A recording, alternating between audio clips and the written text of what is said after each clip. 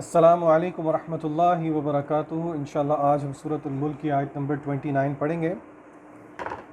اعوذ باللہ من الشیطان الرجیم،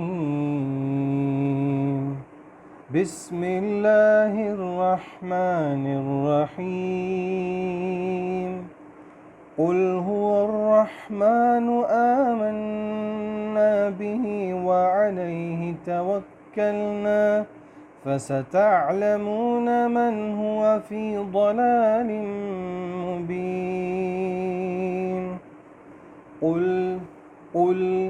قل کے قاف کو ہم موٹا پڑھیں گے۔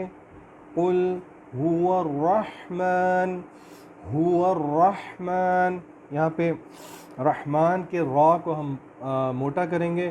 هو الرحمن، رحمان، ہا کی آواز کا خیال رکھیں گے۔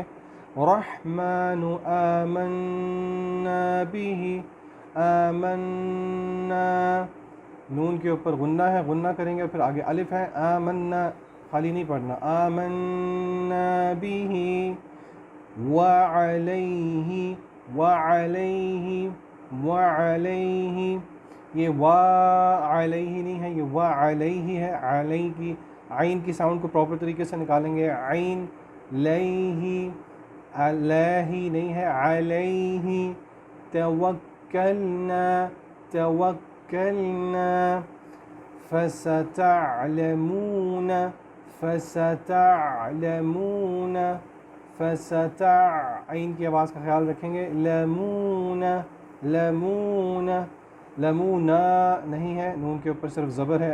فستعلمون من ہوا، من ہوا، یہاں پہ من میں نہیں کر رہا، یہاں پہ اخفا نہیں ہے، یہاں پہ اظہار ہے۔ من ہوا فی ضلال، یہ ضاد ہے، جیسے کہ میں نے پہلے بھی بتایا تھا، زبان اگر یہ میرا ہاتھ جو ہے یا آپ کی زبان ہے تو اس کی دونوں سائڈیں جو ہیں، جو اس کی یہ والی سائڈ ہے اور یہ والی سائڈ ہے، یہ داڑھوں پہ لگے گی تو ضاد ادا ہوگا۔ فی ضلال مبین، میم کے اوپر شد ہے، اس پہ ہم غنہ کریں گے۔ ضلال مبین۔ قل هو الرحمن آمنا به وعليه توكلنا، وعليه توكلنا فستعلمون، فستعلمون من هو في ضلال مبين۔ قل هو الرحمن آمنا به وعليه توكلنا فستعلمون من هو في ضلال مبين۔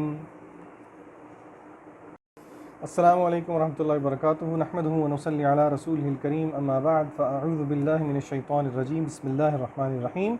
انشاءاللہ آج ہم سورۃ الملک کی آیت نمبر 29 کی تفسیر دیکھیں گے۔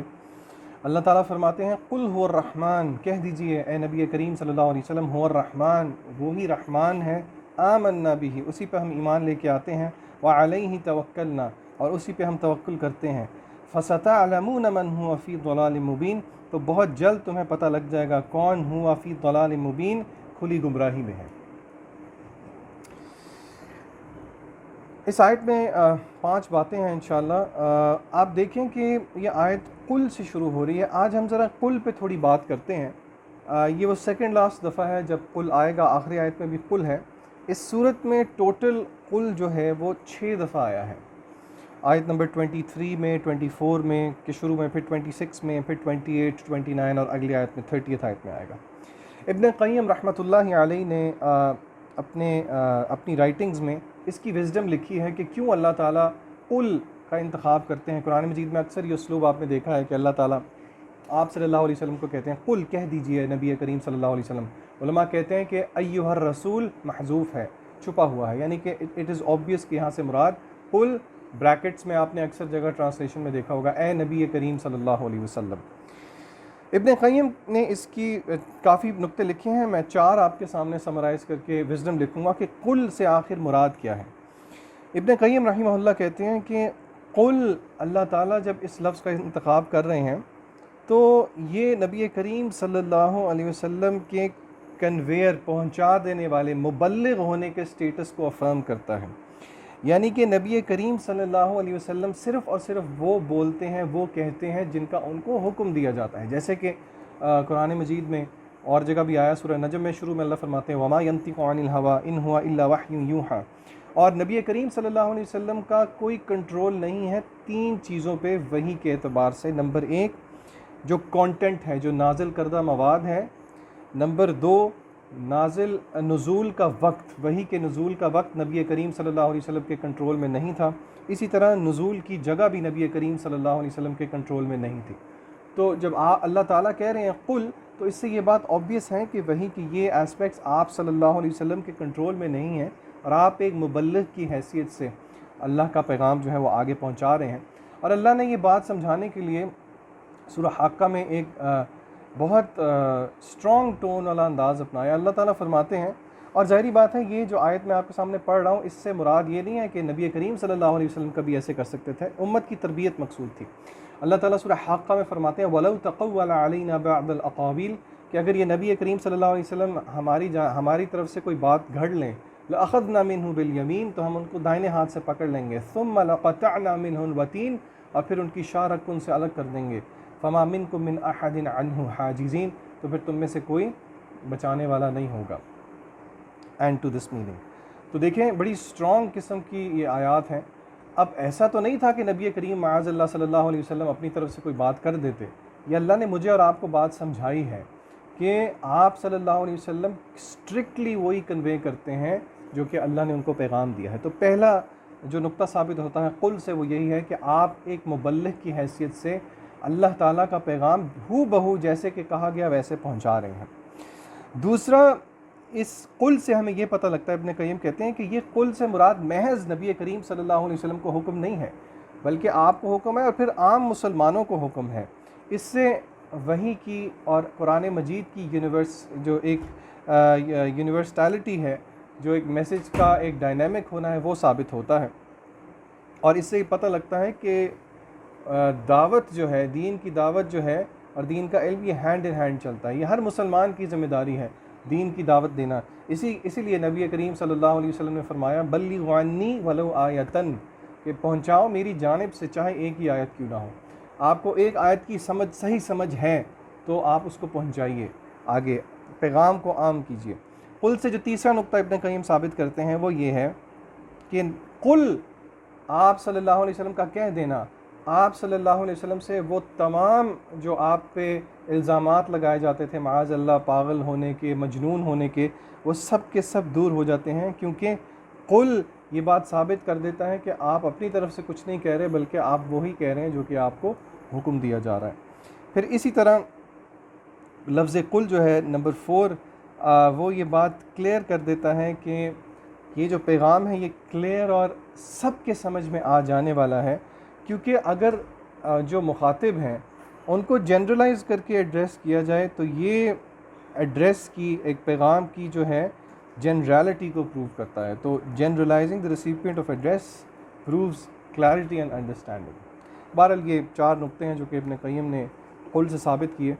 تو اللہ تعالیٰ کہتے ہیں قل هو الرحمن، کہہ دیجئے اے نبی کریم صلی اللہ علیہ وسلم هو الرحمن، کہ وہ رحمان ہے۔ یہ وہ چوتھا مقام ہے جہاں پہ اللہ تعالیٰ نے اپنا نام، اپنا تعارف جو ہے وہ رحمان کے ساتھ اس صورت میں کروایا ہے۔ تو رحمان کون ہے؟ رحمان کا تھوڑا سا ہم تعارف لیں گے۔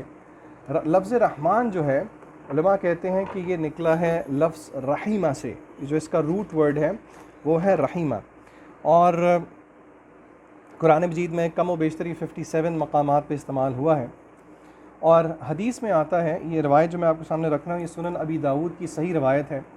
حدیث میں آتا ہے کہ عبد الرحمن ابن عوف رضی اللہ تعالیٰ عنہ کہتے ہیں کہ انہوں نے نبی کریم صلی اللہ علیہ وسلم سے یہ کہتے ہوئے سنا انا الرحمن وہی الرحیم شققت لها اسما، کہ میں رحمان ہوں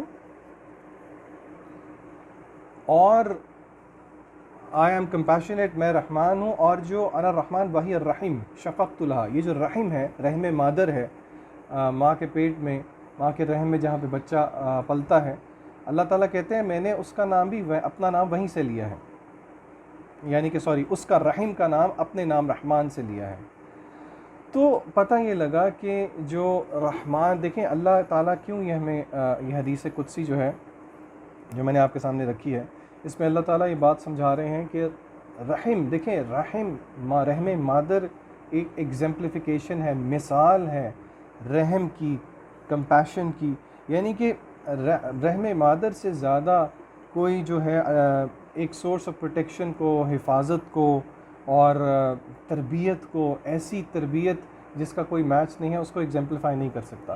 ہم ٹیکنالوجی میں جتنے آگے چلے جائیں، رحم مادر جیسی کوئی چیز نہیں بنا سکتا اور نہ بنا سکے گا، جیسے کہ اللہ قرآن مجید میں کہتے بھی ہیں یخلقکم فی بطون امہاتکم خلقا من بعد خلق فی ظلمات ثلاث، کہ اللہ تعالیٰ تمہیں رحم میں پیدا کرتا ہے اندھیروں کے اندر، ذالک اللہ، اور یہ ہے تمہارا اللہ۔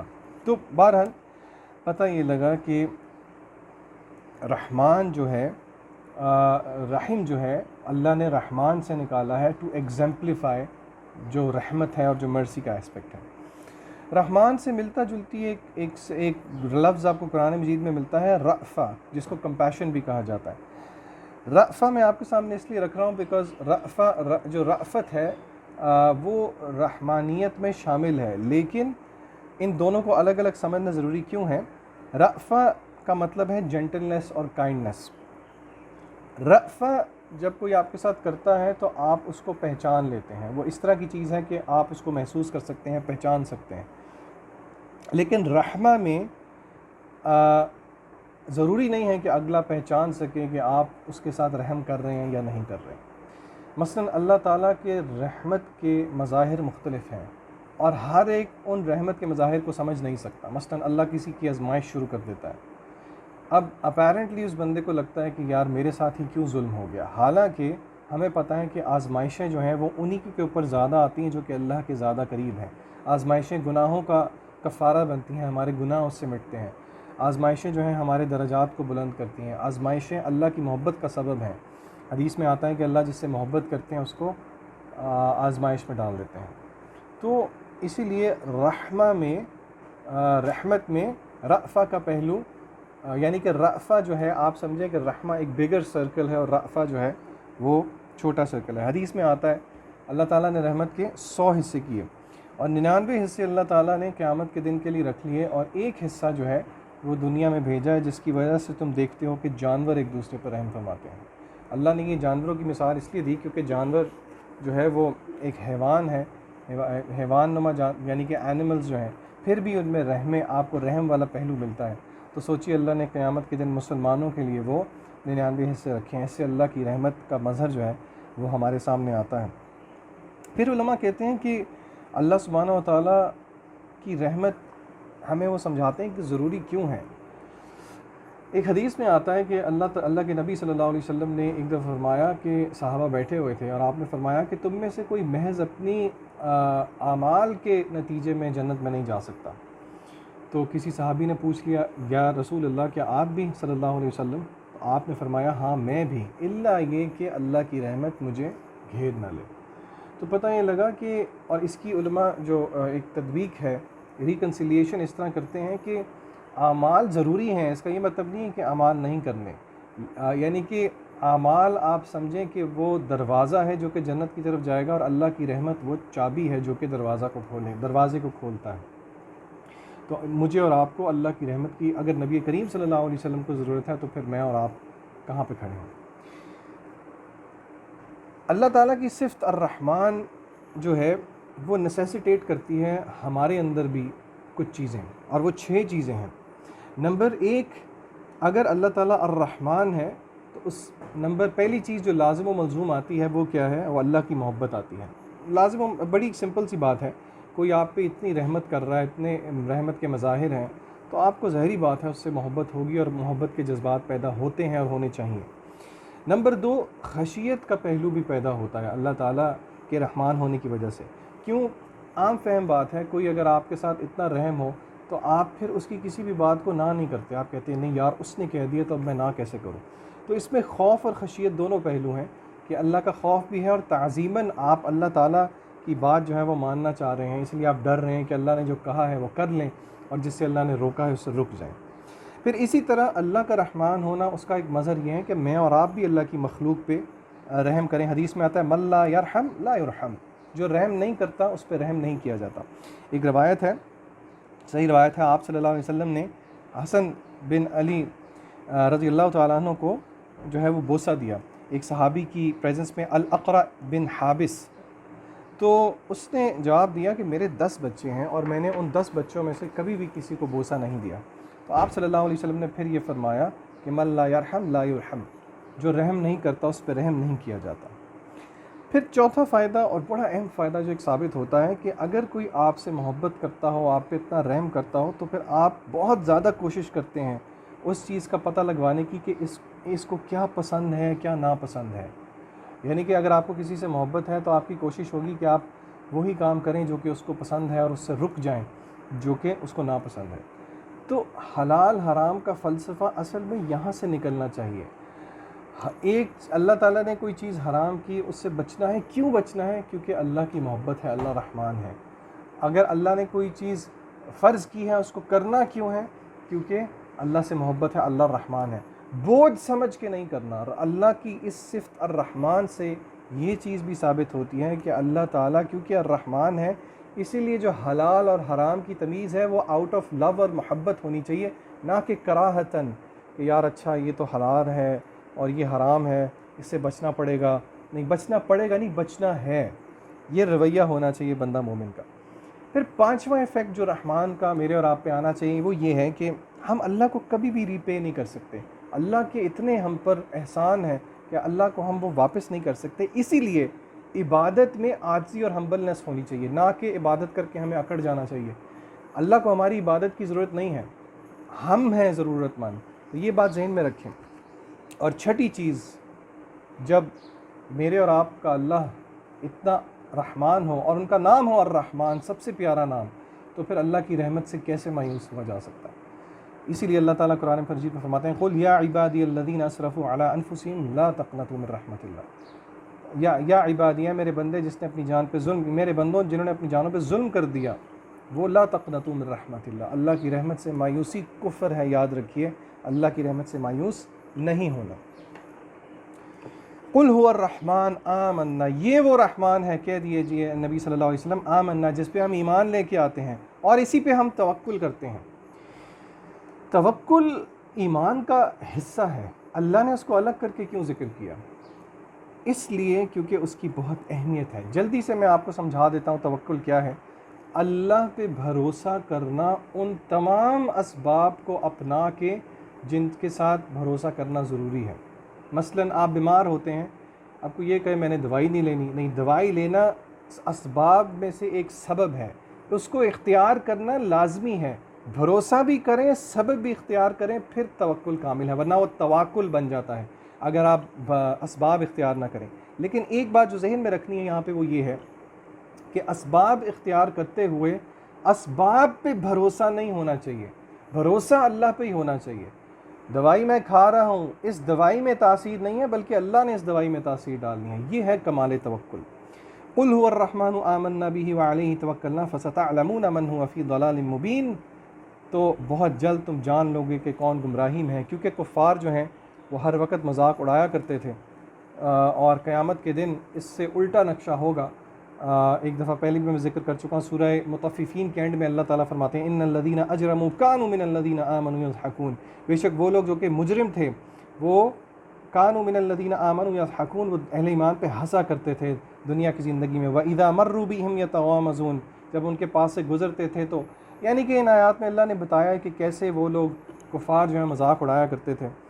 تو یہاں پہ بھی اللہ تعالیٰ جو ہے وہ کفار کو نبی کریم صلی اللہ علیہ وسلم کے ذریعے یہ پیغام بھجوا رہے ہیں، فَسَتَعْلَمُونَ مَنْ هُوَ فِي ضَلَالٍ مُّبِينٍ، بہت جلد تم جان لوگے کہ کون گمراہی میں ہے۔